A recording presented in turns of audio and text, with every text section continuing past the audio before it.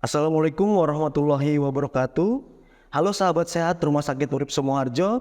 Berjumpa lagi di podcast kesehatan Rumah Sakit Urip Sumoharjo, Bandar Lampung. Bersama saya Apoteker Anggarian Putra. Menjaga kesehatan itu sangat penting bagi setiap orang.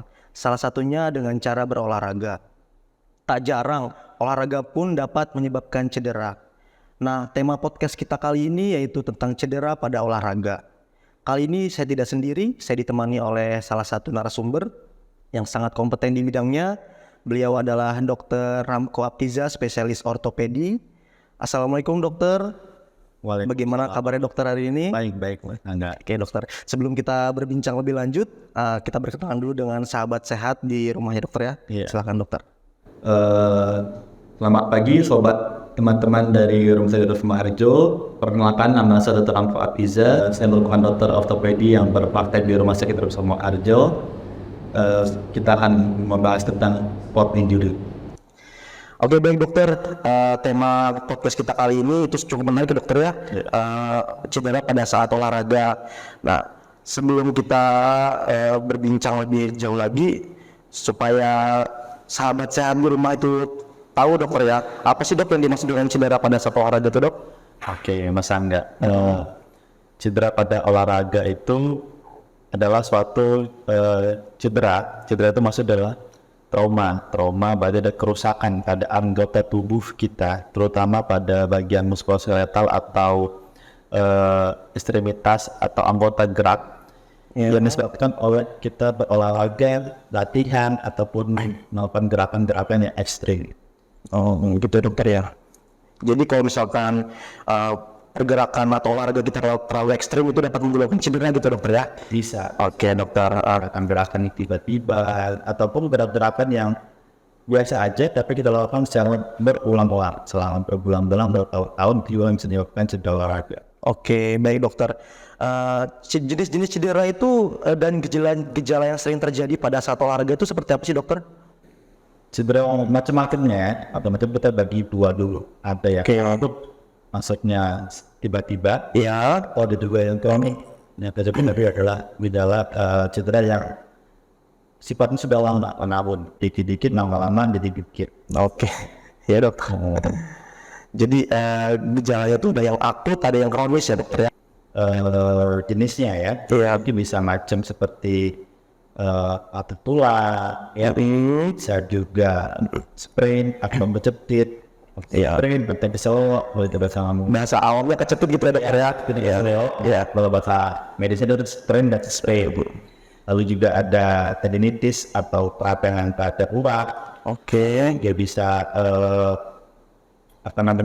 cedera kepala juga bisa, dan juga bisa ada opekan pada jaringan-jaringan lunak sekitar alat gerak kita. Oke, otot atau sendi gitu dokter ya? Atau sendi. Iya, oke baik. Betul, apa dengan sendi dan tulang. Oke dokter. Terus apa saja sih dokter faktor yang dapat menyebabkan terjadinya cedera itu dokter? Faktor utama adalah bentuk badan. Bentuk badan ya dokter. Langsung di sini dulu. Biasanya pasien-pasien dengan berat badan berlebih. Ya, berlebih dimana kita hanya dari ada body mass index. Jadi berat badan dia dengan proporsi dengan tinggi tubuhnya itu berlebih. Jadi overweight ataupun obesitas itu risiko untuk cedera pada olahraga lebih tinggi. Oke dokter. Lalu yang kedua tidak menggunakan perawatan yang memadai, maksudnya proper. Jadi dia seperti mau lari atau mau jogging ataupun kayak main sepak bola, main basket, itu sepatu yang digunakan tidak sesuai. Jadi mudah terjadi cedera seperti itu. Lalu yang paling sering juga adalah tidak melakukan pemanasan. Terus juga dia dari faktor olahraga sendiri ya, olahraga yang ekstrim ya. Yang ekstrim itu pasti lebih tinggi untuk resiko jadi cedera olahraga. Seperti itu. Oke dokter. Jadi sebelum kita berolahraga ada baiknya kita melakukan pemanasan dulu ya dokter ya. Dan setelah berolahraga kita melakukan pendinginan. Seperti itu dokter ya.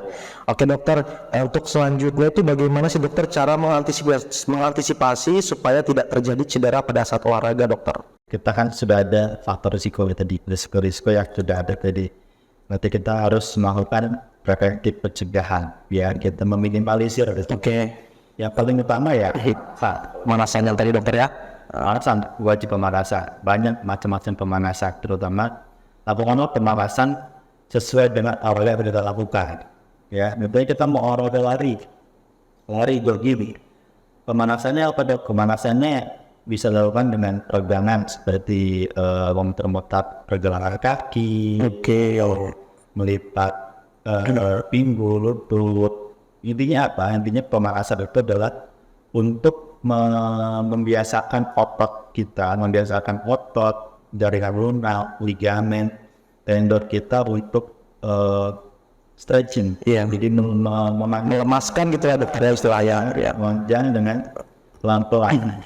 Karena satu risikonya ya kalau kita tiba-tiba lari, kita lagi diam, tiba-tiba lari itu overstretch. Jadi tiba-tiba gerakan tiba-tiba itu otot tidak siap, robek. Nah, perawatan itu wajib. Itu yang paling utama.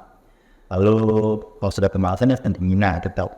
Karena otot yang masih panas setelah olahraga, tiba-tiba kita lakukan gerakan yang diam, itu juga bisa dapat cedera. Oh begitu ya dokter ya. Jadi baik lagi kita ada kenalan lebih dingin ya. Ototnya harus pelan-pelan diturunkan. Jadi namanya ada step up and step down.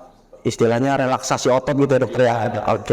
Jadi lalu yang penting juga adalah menggunakan alat yang benar ya. Iya dokter. Seperti sepatu olahraga atau menggunakan deker lutut, deker pegangan kaki. Kemudian kita kalau mau olahraga yang lebih ekstrim lagi menggunakan body jacketnya. Baik dokter. Deker untuk di bagian sendi-sendi yang dirasa kita sendiri mungkin kurang enak, siku atau pegangan tangan atau pemain deker yang sempurna. Baik dokter, itu persiapannya harus benar-benar matang ya dokternya. Oke dokter. Dokter, untuk pertolongan pertama nih dokter, pada saat kita melakukan olahraga ternyata kita cedera gitu, pertolongan pertamanya bagaimana dokter? Pertolongan pertama sudah pasti sebenarnya ini udah standar kita ya. Standar hal pertama yang bisa dilakukan itu kita ada namanya PRICE, P-R-I-C-E. Itu yang untuk memandingnya aja biar mudah diingat. Iya dokter. Yang P adalah preventif, jadi cegah atau melindungi bagian yang cedera. Ya, maksudnya lindungi adalah lepas sepatunya, segala maksudnya ganti dengan perlindungan, jadi jangan sampai kesenggol lagi. Jangan sampai kesenggol lagi, langsung istirahat. Terus rise, R. Yang kedua adalah rise. Rise maksudnya angkat tinggi kakinya. Ya, jadi rest, istirahat, angkat dan istirahatkan kakinya. Dia rest, istirahat kakinya, jangan dipakai dulu, jangan dipakai lari lagi, jangan dipakai gerakan lagi. Kalau tangan terselip, istirahat lagi, dan dipakai genggam dulu. Lalu yang ketiga, itu ice, jadi kita kasih pendingin. Ya, jadi telepon berat S1 atau RS ke bagian yang nyeri, bagian cedera tersebut untuk mengurangi nyeri dan sebabnya. Lalu ada compression itu maksudnya kita balut bagian yang nyeri, kita balut bagian yang kontaknya untuk mempermudah dia mengurangi Membengkakkan ya dokter. Lalu ada perintah dari berarti ya kita tinggikan. Kalau misalnya kita set up kaki lebih tinggi daripada posisi jantung, jadi untuk mengurangi balik lagi tidak mengurangi nyeri dan waktu untuk anak adik gitu. Karena untuk cedera ringan olahraga itu tidak perlu perawatan yang tidak perlu sampai harus pemeriksaan lebih jauh ataupun pengobatan lebih jauh, karena after 70-80% cedera olahraga ya sprint dan stretch. Itu penanganannya mudah banget. Seperti saya sebut tadi, yaitu akan berkurang dari 5-7 hari pun udah akan balik lagi. Dokter. Tadi kata dokter penanganannya kan sangat mudah dokter ya. Nah kalau misalnya udah lebih dari 5-7 hari ini ternyata tidak berangsur membaik gitu dokter. Nah kapan sih kita harus periksa ke dokter itu dokter? Kan tadi setelah kita melakukan PRICE tadi ya. PRICE tadi sudah kita tes, sudah kita melut, macam yang dikan, 3-4 hari masih nyeri, rumah sama sekali. Lalu mungkin sudah saya kan sudah bersendiri di biasanya nih. Warung apa-apa juga obat nyeri masih juga minum obat enak 2-3 jam mungkin sakit lagi gitu kan.